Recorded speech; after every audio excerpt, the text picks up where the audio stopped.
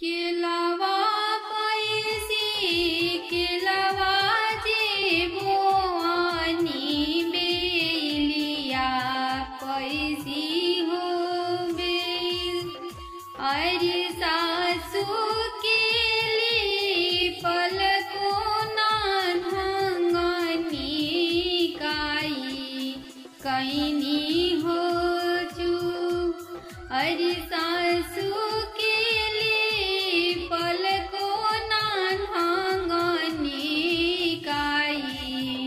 कैनी हो चुक।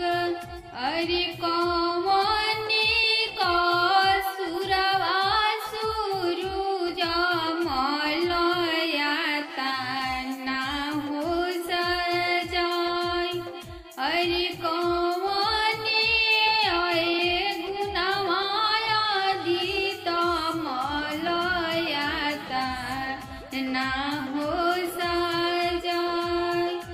सासू हमारो मार सुई छठी मैया नदिया दिहली हो गारी। अरे सासू हमारो मार सुसुरु जमल नदिया दिली हो गारी। गोतिनी बायरनिया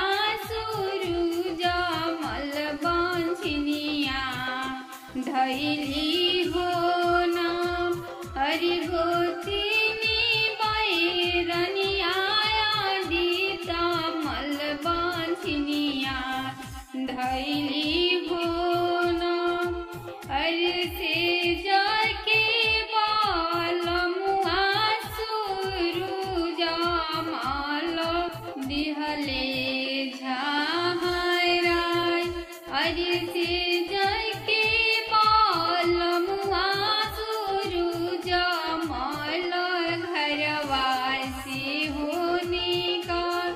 अरे हम बांझनिया नारा खबी दिहले घर से निकाल। बांझनी के रोइया हो सुनी छठिया मैया हो। अरे बांझनी की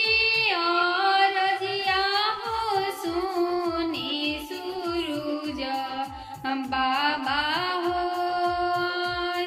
अरे चुपा रहा चुपाई वही पटोरवा पोछा होलो। अरे तुहारा के देवो वही गजा धरे ऐसन हो तोहारा गणपति ऐसन हो।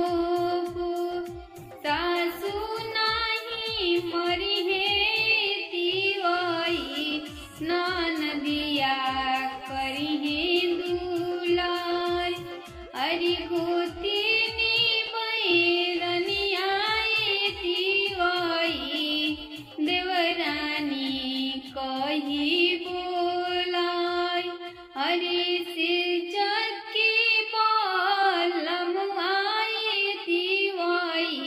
घरवाली है बुलाई से जगे बालम आए तिवाई रानिया माँ कही